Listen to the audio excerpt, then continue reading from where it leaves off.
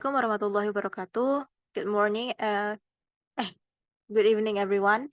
I hope all of us is in a good health so we can run the discussion smoothly. First of all, let me introduce myself. I'm Divya Saraswati, along with my teammates Dina Rosalina and Mazaya Nur. Sadrina will present to you the material of the business side.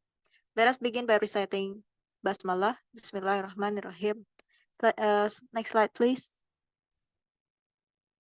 Okay, next slide. Okay. This presentation deals briefly with some of the business concerns which are especially close to editor. It is a brief introduction to complex subject. The first one is principle of copyright. Second one, responsibility of author and publisher. The third one, keeping track and keeping in touch. The fourth one, the budget for a publication. The fifth one, evaluating publication. Next slide, please. The first one, we are going to talk about principles of copyright. Next slide, please. Okay, we're going to talk about, is there something publisher must be aware of?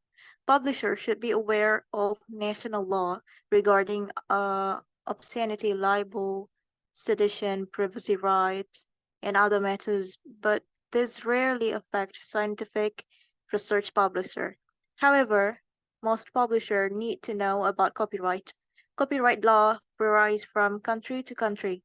The following are general principles stated very simply. For more important question, check your national copyright law.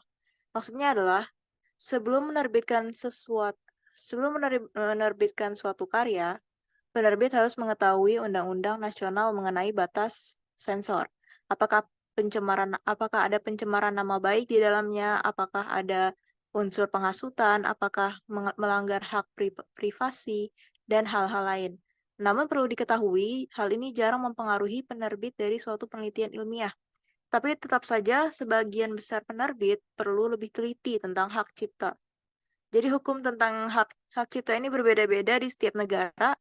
Terdapat pula prinsip-prinsip umum dalam penerbitan yang akan dibahas di next slide. Next slide, please. Oke. Dilihat dari sisi intellectual property, copyright is a form of property. We are used to people owning physical property like a house or clothing. Copyright doesn't exist in a physical form. It is intellectual property, but like other property, it can be bought, sold, divided, and licensed. In most countries and under most circumstances, a person who creates an intellectual work automatically owns the copyright in that work. To protect the copyright, however, the creator may have to go through some process of formal registration set out the country's copyright law. In intellectual property may be a painting, musical composition, a book, film, poem, or article. Here we are concerned only with in writing and author. Copyright establishes the ownership of what is created. Only the copyright owner, at first usually the author, can publish or can allow to be published what has been written.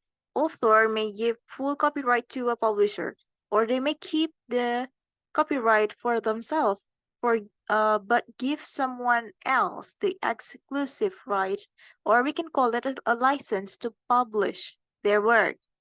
Or they may permit one publisher to issue the work in English, another in the language of Indonesia, a third in Thai, and so on. They may divide the publishing rights geographically, allowing one publisher to issue it in the Southeast Asia, another in East Africa, the third one in India, and fourth in the United States, and so on. They may also like separate to have it made into a movie or published in magazines or in an anthology. Alternatively, they may leave the deal of such subsidiary rights, translation, magazine publication, movies, and so on, to be arranged by the principal publisher. Publication is a journal or magazine may involve only first serial rights. In that case, the creator or copyright owner has the right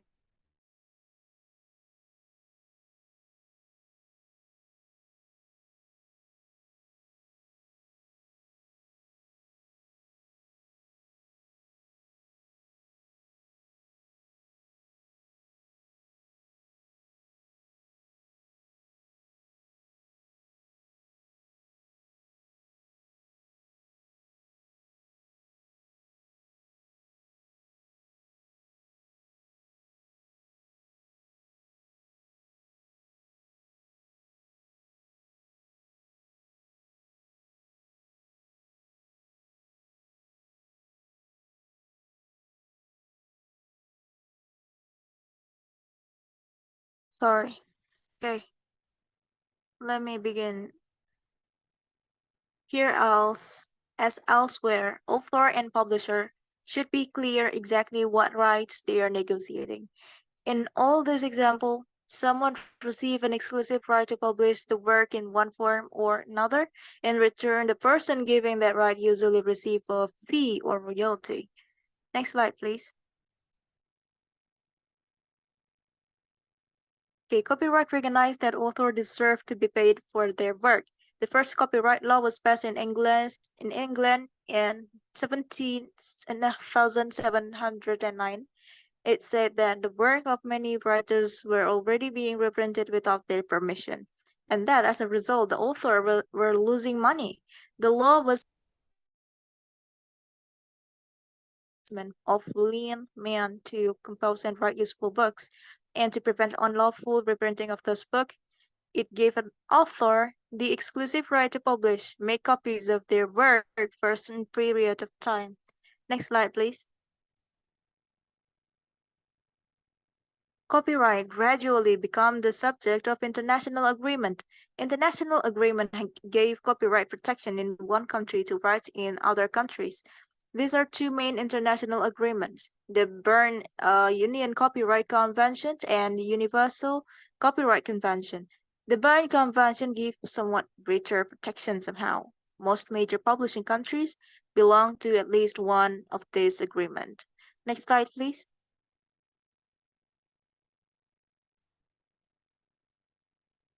Okay, copyright doesn't last forever.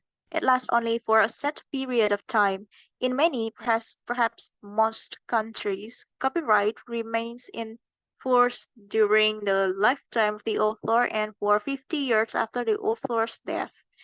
If the works is published after the author's death, copyright in those countries usually lasts for 50 years after the work was first published. After copyright runs out, a work goes into the public domain.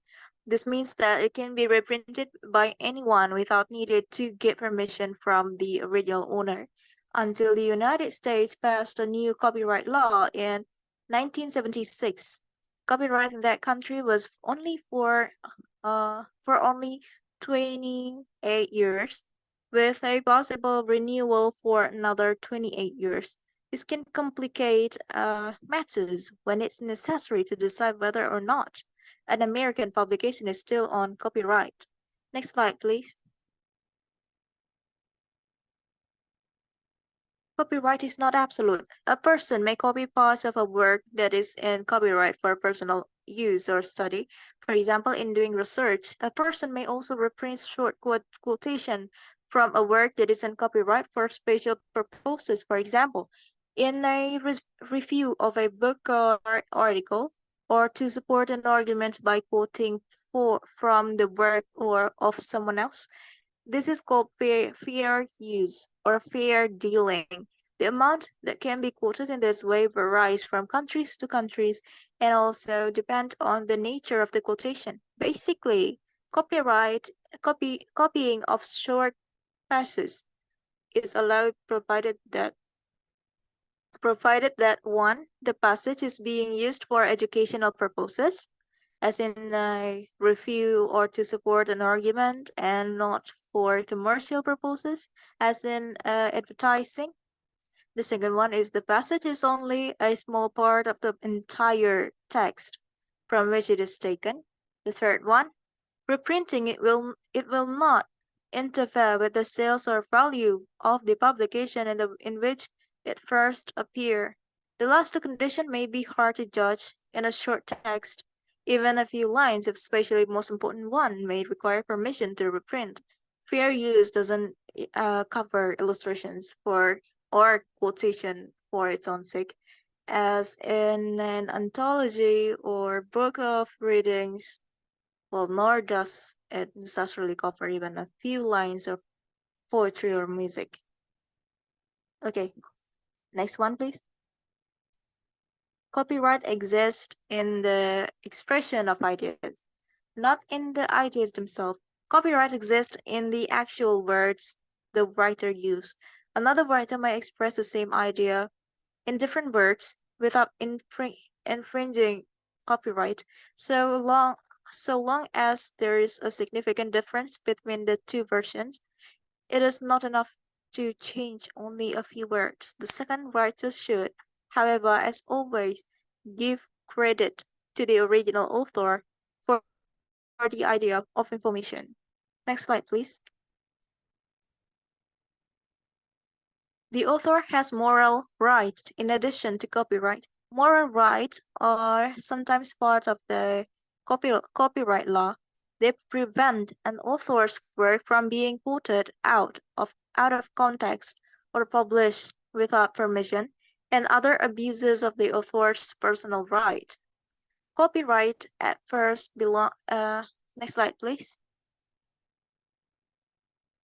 Okay, here we're going to talk about copyright that is at first belongs to the author. In many countries, author holds copyright in a work as soon as it is written. They then can assign it to a publisher. Under some circumstances, an author may be hired to write a particular work on the understanding that the employer, not the author, will own the copyright in the work. To avoid misunderstanding later, the author and employer should agree to these terms in writing and in advance. There are many ways to arrange publishing rights. At one research institute in South America, the institute claims copyright on its employees' work when it is first published. Once the first edition goes out in print, authors are free to negotiate an agreement with any other publisher. Next slide, please. A publisher accepts certain responsibility in return for publishing rights. This responsibility are usually listed in a contract between author and publisher. The publisher must put the proper copyright notice in every copy of the printed work. The notice should follow the form or set of the copyright law of the country where the work is published. Usually, if you know the C symbol that is so small, or the word copyright followed by the year of publication and the name of the copyright owner, published, or author, check the style required by your country's copyright law. The notice should be in a prominent place, most often in the back of the title page. In some other countries, the law says exactly where the copyright notice must be placed. The publisher may have to register all work formally under procedures set out in its country's national law, and also may have to deposit copies in its country's national library or national archives. The publisher must also take responsibility for protecting the copyrights. This means dealing with requests from other authors to use the material, charging a fee when appropriate, and sharing any fees with the author. Rarely does a publisher have to take action because someone has infringed the copyright. Next slide, please.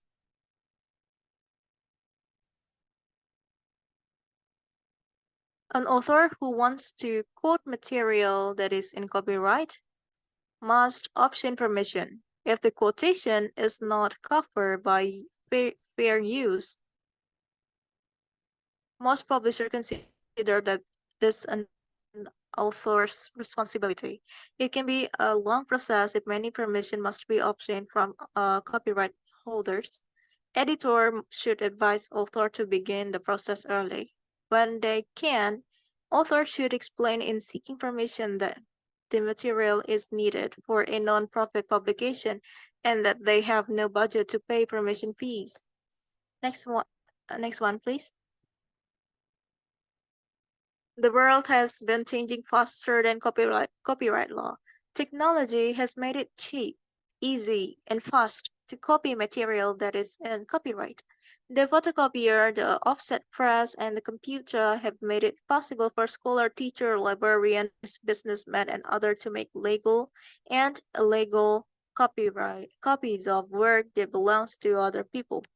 The piracy in audio and video tapes is even greater than the piracy in print.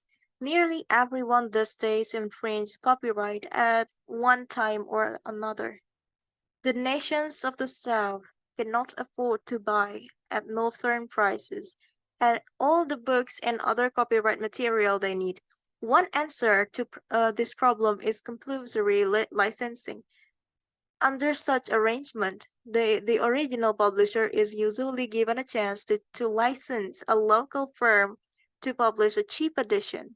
If the original publisher doesn't do so, then the national government may step in and give the local firm the right to publish a local edition.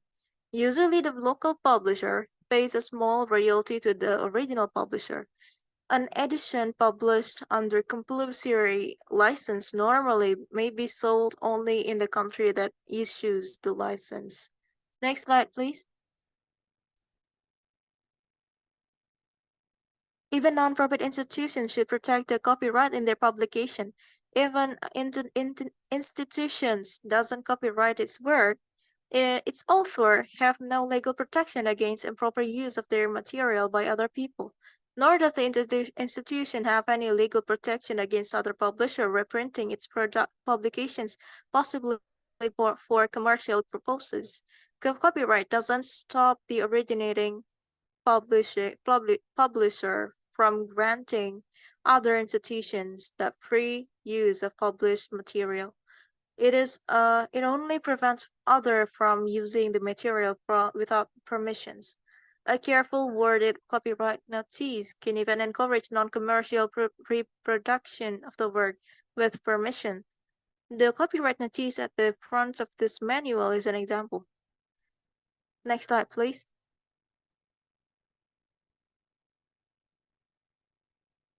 Piracy works against national interest. Much of the illegal copyrights and publishing of books occur with titles that come from a few major publishing nations in North America and Europe.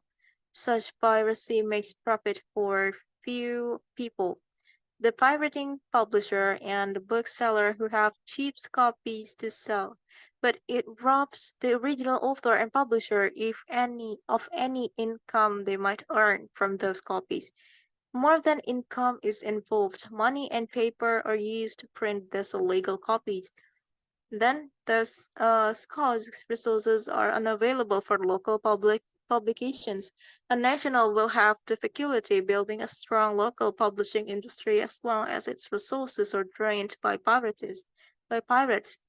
Without a strong local publishing industry, no nation can hope to have books and journals that are written especially for its people and to meet its needs.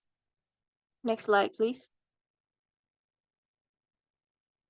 We need copyright to encourage author and publisher. Author and publisher must have some legal protection so that they can hope to recover the effort and the money they must invest in the publication. Otherwise, they will not continue writing or publishing. If so, many people infringe copyright that author and publisher do not recover their investment. Author and publisher will go bankrupt. In that case, less will be written and less published, and we will all be less like we're gonna get a little bit. There's an obstacle for us to find the source of education, source of knowledge. Next slide, please. Okay, this part, the responsibility as author and publisher, will be explained by my friend. I'm gonna give you the floor. Baik, terima kasih. Materi selanjutnya yaitu Responsibilities of Author and Publisher. Responsibilities of author is reporting standards. Reporting standard, author of original research reports must present an accurate account of their work performed as well as an objective discussion of its significance. Data access and retention. Authors are requested to provide raw data relating to the paper for editorial review and should be prepared to provide public access to such data if possible and sold in any event. Originality and plagiarism. Authors must ensure that they have written completely original work and the authors have used the work and or words of others that have been appropriately cited. Multiple, expensive, or simultaneous publication. An author should not, in general, publish manuscript describing essentially the same research is more than one journal or primary publication. Search acknowledgement. Proper acknowledgement of the work of others should always be given. Paper authors. Authorship should be limited to those who have made significant contributions to the conception, design, implementation, and interpretation of the research being reported. Disclosure and conflict of interest. All authors must disclose in their manuscript any financial or other substantive conflict of interest that might be construed to influence the result or interpretation of their manuscript. Fundamental errors in published work. When an author discovers significant errors or inaccuracies in his published work, it is the author's obligation to immediately notify the journal editor or publisher and work with the editor to retract or correct the paper. Hazard and human or animal subjection. If the work involves some substantial producer or equipment that have unusual hazard inherent in their use, the author must clearly identify this in the manuscript. Next. Okay. Publisher, fair play, permainan adil. Responsibility of publisher is fair play atau permainan adil. Jadi editor setiap saat mengevaluasi manuskrip untuk konten intelektual mereka tanpa memperhatikan ras, jenis kelamin, orientasi seksual, keyakinan agama, asal etnis, kewarganegaraan, atau filsafat politik penulis. Selanjutnya ada confidentiality. Editor dan sub-editorial tidak boleh mengungkapkan informasi apapun tentang naskah yang dikirimkan kepada siapapun selain dari penulis. Peninjau potensial, penasehat editorial lain, dan penerbit yang sesuai sebagai mestinya. Disclosure and conflict of interest. Materi yang tidak dipublikasikan yang diungkapkan dalam manuskrip yang dikirimkan tidak boleh digunakan dalam penelitian editor sendiri tanpa persetujuan tertulis dari penulis. Publication decision. Keputusan publikasi. Jadi jurnal redaksi bertanggung jawab. Jadi jurnal redaksi ini bertanggung jawab untuk memutuskan artikel mana yang diserahkan ke jurnal yang harus diterbitkan. Para editor dapat dipandu oleh kebijakan dari Dewan Editor Jurnal dan dibatasi oleh persyaratan hukum seperti yang berlaku saat ini terkait dengan pencemaran nama baik, pelanggaran hak cipta, dan plagiarisme. Saat para editor dapat berunding dengan editor atau pengulas lain dalam membuat keputusan ini. Manuscript review atau ulasan manuskrip. Editor harus memastikan bahwa setiap naskah pada awalnya dievaluasi oleh editor untuk originalitas. Editor harus mengatur dan menggunakan ulasan sejawat secara adil dan bijaksana. Editor harus menjelaskan proses tinjauan sejawat mereka dalam informasi untuk penulis dan juga menunjukkan bagian mana dari jurnal yang ditinjau sejawat. Next. Next lagi. Okay. Keeping track and keeping in touch. Editors need to know where things are, especially manuscript.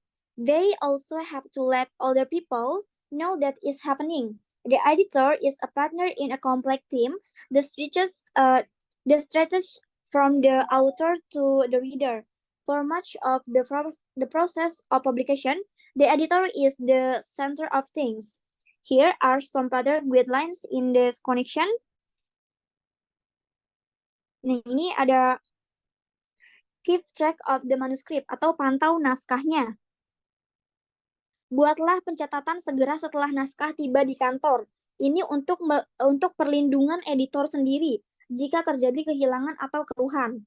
Simpan buku log yang mencantumkan nama penulis, judul lengkap naskah, jumlah halaman naskah, jumlah ilustrasi, tanggal kedatangan, alamat penulis senior, dan lain-lain. Keep track of time. Tetapkan jadwal untuk naskah, untuk laporan wasit, untuk persiapan desain, untuk komposisi jenis, dan percetakan. Dalam perencanaan jadwal, selalu sediakan waktu tambahan untuk kecelakaan, perubahan yang terlambat, atau penundaan tak terduga lainnya. Keep people outside the office informed. Orang yang paling penting untuk terus mendapatkan informasi adalah penulis. Terkadang, editor terlalu sibuk dengan naskah sehingga lupa siapa yang menulisnya.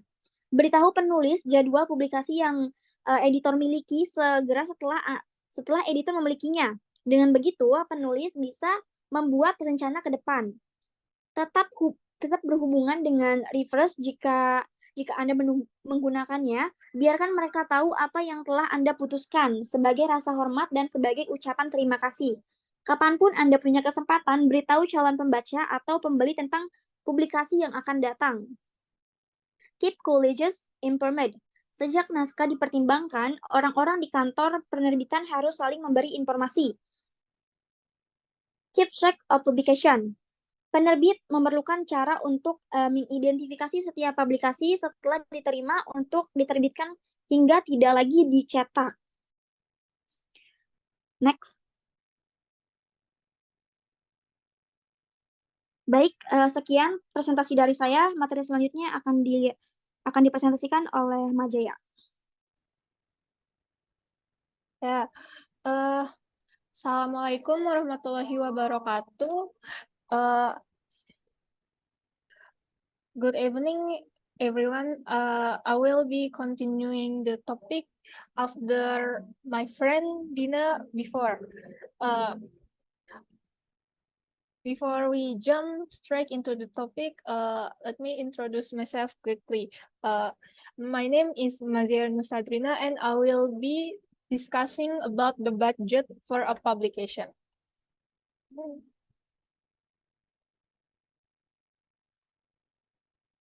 About budgeting for publication,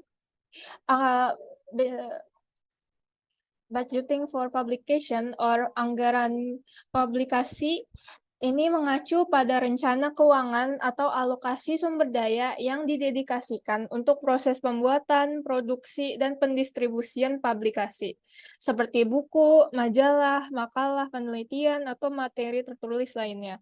Anggaran ini mencakup berbagai macam biaya yang terkait dengan penerbitan. Merencanakan anggaran untuk publikasi ini merupakan suatu hal yang penting. Pertama, karena anggaran akan membantu Anda dan kita semua untuk mendapatkan pemahaman yang jelas tentang aspek keuangan yang terlibat dalam penerbitan buku.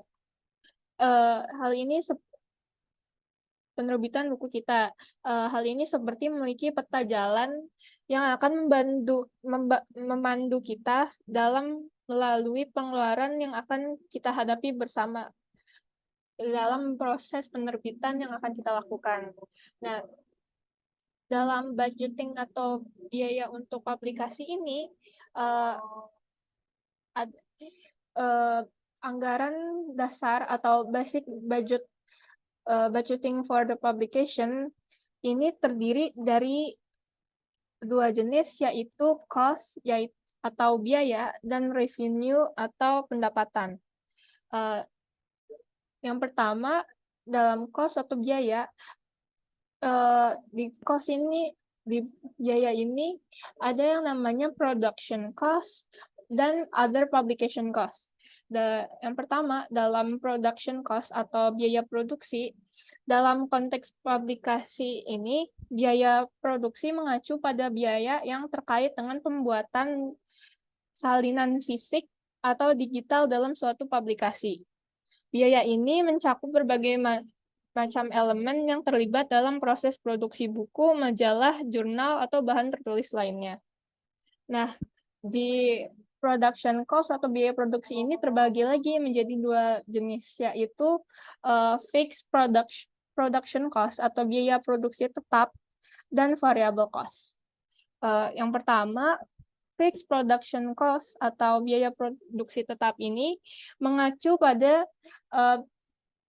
Pengeluaran yang tidak bervariasi tergantung jumlah unit yang diterbitkan. Biaya-biaya ini relatif konstan dengan beberapa konstan atau tetap, tidak peduli berapapun volume buku, majalah, atau bahan lain yang diproduksi. Biaya produksi ini juga biaya produksi tetap ini juga dikaitkan dengan infrastruktur, peralatan, dan proses yang diperlukan untuk keseluruhan produksi. Namun biaya tersebut juga tidak berubah per unit. Lalu yang kedua adalah variable production cost atau biaya produksi variabel.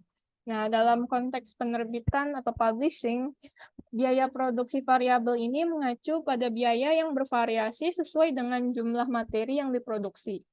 Biaya-biaya ini secara langsung terkait dengan produksi setiap unit produk seperti buku, majalah, dan koran, dan bisa meningkat seiring dengan meningkatnya volume produksi. Biaya produksi variabel ini juga berbeda dengan biaya produksi tetap, karena sementara biaya produksi tetap itu tetap konstan, kalau biaya variabel tidak. Biaya produksi variabel ini juga dalam konteks penerbitan itu mencakup biaya pencetakan, biaya penjilitan, biaya pengiriman, distribusi, biaya pengemasan, royalti, dan komisi penjualan. Lalu selain biaya produksi, ada juga yang kedua ini adalah other publication cost atau biaya publikasi lainnya. Nah, di biaya publikasi lainnya ini mencakup marketing atau pemasaran, order fulfillment atau pemenuhan pesanan, dan terakhir administration dan other overhead atau administrasi dan biaya overhead lainnya.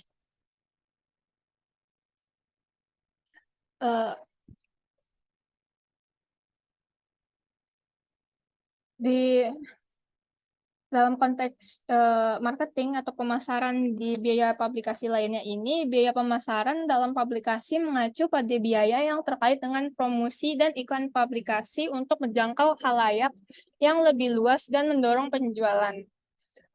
Sementara order fulfillment adalah biaya pemenuhan pesanan yang mengacu pada biaya yang terkait dalam pemrosesan dan pengiriman pesanan kepada pelanggan. Sementara yang terakhir yaitu biaya administrasi dan overhead itu mengacu pada berbagai biaya tidak langsung yang terkait dengan menjalankan bisnis dan mendukung operasi penerbitan secara keseluruhan. Lalu selain biaya yang sudah saya bahas sebelumnya, ada juga revenue atau juga bisa disebut sebagai pendapatan.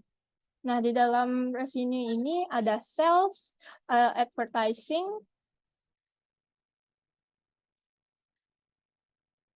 grants, dan institutional budget dan other sources.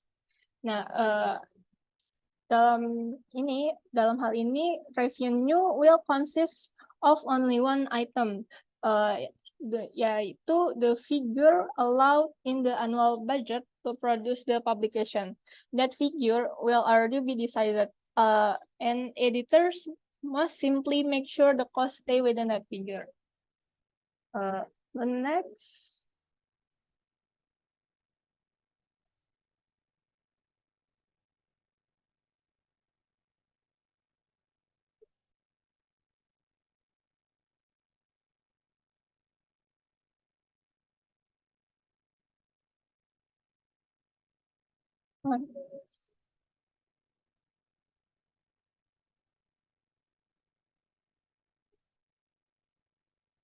Tunggu sebentar.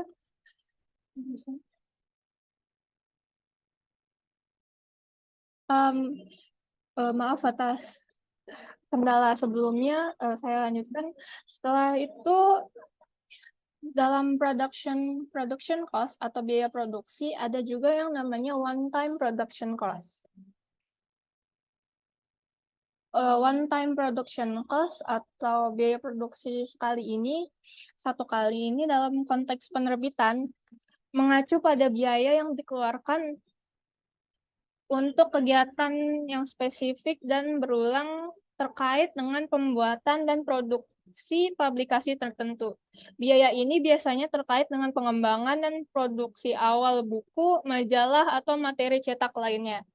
Biaya ini berbeda dengan biaya produksi yang sedang berlangsung atau biaya produksi variabel, yang mungkin dikeluarkan untuk setiap unit yang diproduksi. Biaya produksi satu kali ini juga biasanya dibayar sebelum pencetakan yang sebenarnya dimulai.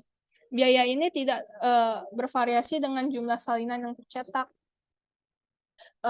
One-time production cost include yang pertama yaitu composition atau komposisi yang meliputi logam panas, fotokomposisi, dan mesin tik. Lalu ada proof and proofreading, yaitu pemeriksaan dan pengoreksian. Yang ketiga itu adalah author's alteration, atau perubahan oleh penulis, if permit, jika diizinkan oleh penulis tersebut. Keempat, ada engraving or film for illustration, which include color separation if any. Ukiran atau film atau ilustrasi, termasuk pemisahan warna jika ada. Lalu yang kelima ada assembly into pages, perakitan halaman. Keenam ada imposition into forms or flats, yaitu adalah pengenaan ke dalam bentuk letterpress atau flat yang berupa offset. Ketujuh ada final page proof, atau bukti halaman akhir yang biasanya cetak biru untuk offset. Dan terakhir itu adalah pembuatan plat. Next. Lalu production supervision must continue throughout the production process, and some costs will be added here after plate making. They will not vary with the print run. However, publishing staff is unlikely to stand by the press during the entire printing. Pengawasan produksi harus terus berlanjut selama proses produksi tersebut, dan beberapa biaya akan ditambahkan di sini setelah pembuatan plat yang akan dibuat. Namun biaya-biaya ini tidak akan berbeda dengan proses pencetakan, karena staf tidak mungkin berdiam diri di dekat mesin cetak saja selama proses pencetakan berlangsung. Press preparation is often included in press work, but if the cost of the press preparation is known or can be calculated, this is a more convenient place to put it for budgeting. Removing it from the variable cost make it easier to consider publishing option, because the variable cost then can be adjusted directly to reflect the changes in the number of copies printed. Persiapan cetak seringkali juga disertakan dalam pekerjaan cetak. Namun jika biaya persiapan percetakan diketahui atau dapat dihitung, ini adalah tempat yang lebih nyaman untuk memasukkannya ke dalam pengeluarannya. Mengeluarkannya dari biaya variabel akan memudahkan untuk mempertimbangkan opsi penerbitan. Hal ini karena biaya variabel itu dapat disesuaikan secara langsung untuk mencerminkan perubahan dalam jumlah salinan yang akan dicetak. Lalu kita akan bahas tentang variable production cost. Variable production cost or variable costs are the sum of all labor and materials required to produce a unit of your product. Jadi variable production cost atau biaya produksi variabel yang sudah dibahas sebelumnya adalah untuk dipersingkat, yaitu adalah jumlah semua tenaga kerja dan bahan yang dibutuhkan untuk memproduksi satu unit produk. There are 4 categories in publishing, regarding variable production cost. Ada 4 kategori biaya produksi variabel dalam penerbitan dalam konteks variable production cost ini, yaitu yang pertama adalah paper atau kertas untuk kita print, lalu ada press work atau pencetakan, binding, penjilitan, dan shipping from the printer atau pengiriman barang. Lalu selain itu ada biaya lainnya yang harus kita pertimbangkan, yaitu other publishing cost. Other publishing cost ini meliputi promotion and distribution, promosi dan distribusi, publicity, advertising, direct mail, catalog, and order fulfillment.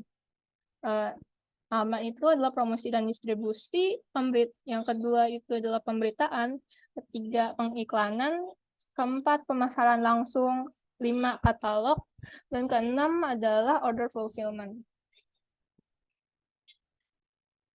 Next, kita akan bahas tentang royalties. Royalty dalam penerbitan mengacu pada kompensasi yang dibayarkan kepada penulis, kontributor, atau pemegang hak atas penggunaan karya mereka. Kompensasi ini biasanya didasarkan oleh persentase dari pendapatan yang dihasilkan dari penjualan setiap salinan publikasi. Royalty ini adalah cara umum bagi penulis dan pencipta untuk menerima pembayaran atas kekayaan intelektual mereka, dan biasanya diuraikan persyaratannya biasanya diuraikan dalam perjanjian kontrak antara penulis dan penerbit. Royalties are usually calculated as a percentage of the retail price or a percentage of the money the publisher receives from sales. These payments are deferred until the publication is on sale, but should be considered in budget planning as they impact the overall sales revenue. Royalty ini juga biasanya dihitung sebagai persentase dari harga eceran atau persentase dari uang yang diterima penerbit dari penjualan. Pembayaran ini adalah pembayaran yang ditangguhkan sampai publikasi tersebut dijual, akan tetapi dengan syarat harus dipertimbangkan dalam perencanaan anggaran, karena akan berdampak pada pendapatan penjualan secara keseluruhan. Next, ada administration and other overhead expense.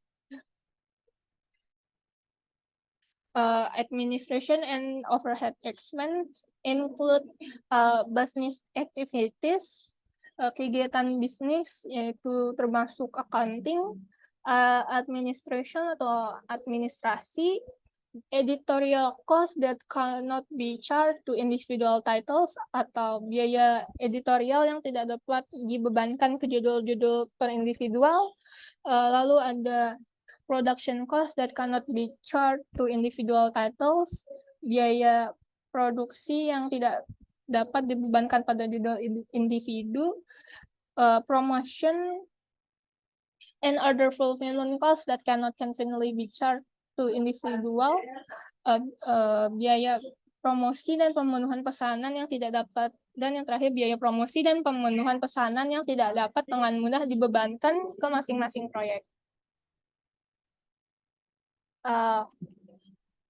Next, we will discuss about overhead. Overhead atau dalam dunia penerbitan merujuk pada biaya tidak langsung yang terkait dengan menjalankan bisnis dan mendukung operasi keseluruhan yang tidak secara langsung terkait dengan produksi publikasi tertentu. Biaya overhead ini diperlukan untuk fungsi sehari-hari perusahaan penerbitan. Dan biasanya dibagi di antara berbagai publikasi. Biaya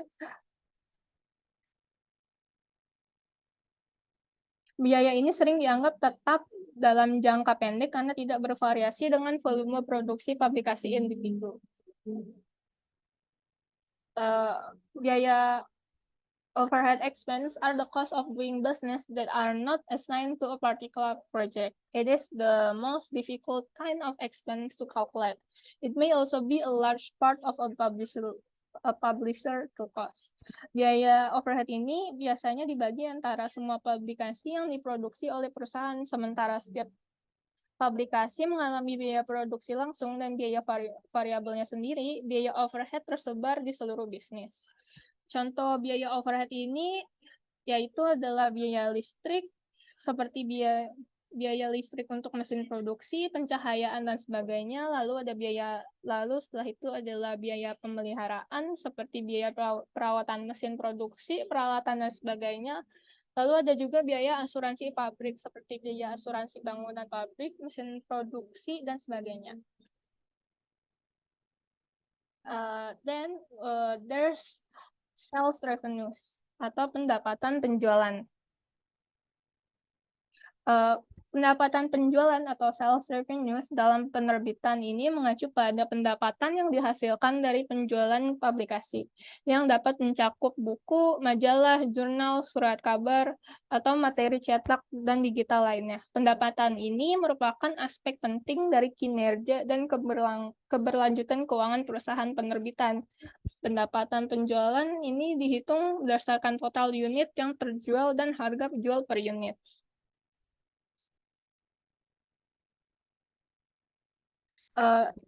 Lalu perhitungan pendapatan penjualan merupakan aspek yang fundamental dari analisis keuangan dan evaluasi kinerja penerbit.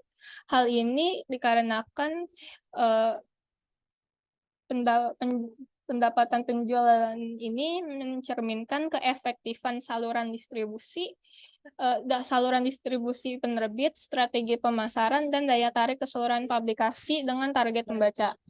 Penerbit perlu mengelola pendapatan penjual dengan hati-hati untuk memastikan probabilitas, lalu berinvestasi pada publikasi di masa depan, dan mempertahankan operasi mereka. Publication in sales revenues can be sold without the revenue reaching the publishing office. In many government departments and in other public agencies, all revenue from any source goes into a general fund that helps pay the overall cost of the institution operation. Sales revenues depends on the number of copies sold and the price charged. Biaya publikasi ini dapat dijual tanpa pendapatan mencapai penerbitan kantor. Di banyak departemen pemerintah dan di beberapa lembaga publik lainnya, semua pendapatan dari sumber manapun bisa masuk dalam dana umum yang membantu membayar keseluruhan biaya operasi lembaga. Pendapatan penjualan ini juga tergantung pada jumlah eksemplar atau salinan yang terjual dan harga yang dikenakan. Next, setelah mempertimbangkan biaya-biaya yang harus kita pertimbangkan dalam publishing, then we will have to set the price atau menentukan harganya. Salah satu caranya ialah dengan menetapkan harga yang akan memulihkan biaya produksi tanpa khawatir tentang biaya overhead. Cara yang paling sederhana adalah dengan mempertimbangkan total biaya overhead dalam kaitannya dengan total biaya produksi. Sebagai contoh yang kita bisa lihat di layar seperti ini.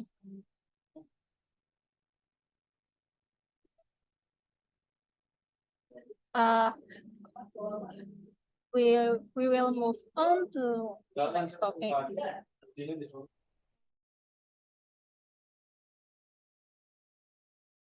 Next, we will discuss about other revenues. Pendapatan lainnya yang akan kita bahas itu meliputi jurnal,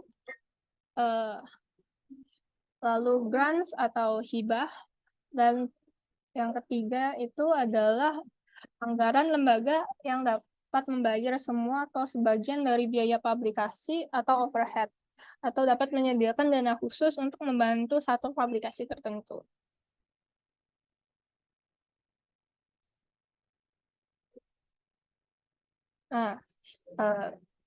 Jika biaya dan pendapatan tidak seimbang, anggaran harus disesuaikan dengan salah satu atau beberapa cara berikut.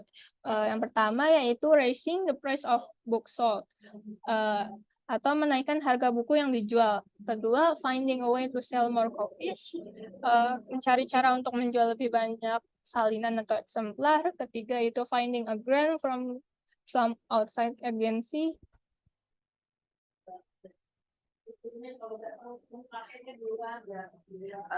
Mencari hibah dari lembaga luar, mendapatkan lebih banyak uang dari anggaran lembaga, memotong biaya, baik dengan mengurangi beberapa biaya sekali pakai, atau dengan mungkin meninggalkan pemisahan warna, atau dengan mencetak lebih sedikit salinan. Next, after that, we will the next step is evaluating publication.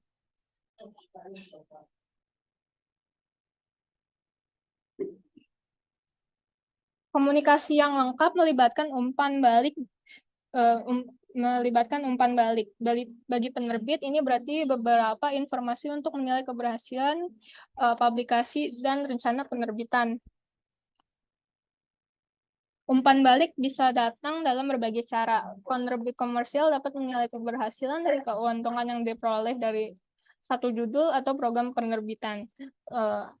Penerbit nirlaba dapat menilai keberhasilan dari jumlah eksemplar yang terjual atau jumlah eksemplar gratis yang diminta. Dengan cara-cara ini, penerbit dapat mengukur seberapa sukses penerbitannya, namun tetap tidak tahu mengapa penerbitannya berhasil. Nah, setelah itu, sebelum kita ke step berikutnya, yang kita harus lakukan adalah decide the goals. Who exactly are the readers? How is the publication used? Does the publication meet readers' need? How much of it do they actually read? What is the reader attitude towards the publication? Step berikutnya yaitu plan a sample. Decide on the design and the size of the sample.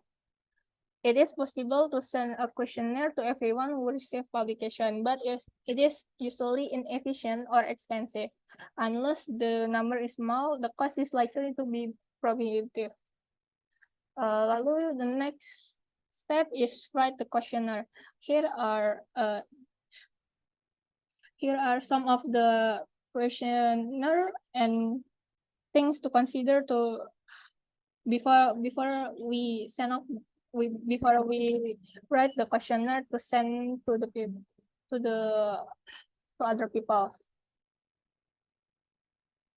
The next step is distributing it.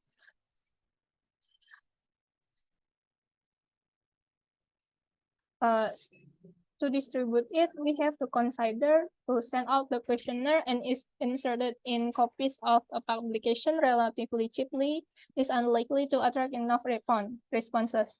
Mengirimkan questionnaire dan menyisipkannya di dalam salinan publikasi dengan harga yang relatif murah, kemungkinan tidak akan menarik cukup banyak tanggapan sehingga akan dapat tanggapan dari pembaca yang paling penting dibandingkan yang lain. Lalu include a letter explaining how important is it. The letter can also look like a form letter, and then we can also hold a personal interview and ask the question directly with such as university department or sending out teams of student interviewers. Setelah mendistribusikan questionnaire, step berikutnya adalah follow up. Follow up ini sangat penting karena kita bisa mengambil langkah dan menindaklanjuti step berikutnya dengan memberi follow up atau pengingat supaya orang yang atau responden yang kita kirim questionnaire itu ingat kalau kita itu mengirimkan mereka questionnaire untuk dijawab. And then the last step is to analyze. Langkah terakhir adalah menganalisis dari hasil questionnaire hasil jawaban responden dari kuesioner yang kita kirim. Analisis tanggapan dan tindak lanjut tanggapan tersebut. 3 kata terakhir adalah yang paling penting. Tidak ada alasan untuk bersusah payah melakukan survei kecuali jika Anda bersedia menggunakan informasi tersebut untuk meningkatkan publikasi Anda. And I think that's all from me. Divya, I will pass the button to you. Thank you. Okay, this is all of our presentation tonight. So if kalau ada kekurangan atau kesalahan, kami mohon dimaklumkan. Maka kami akhiri presentasi ini. Wassalamualaikum warahmatullahi wabarakatuh.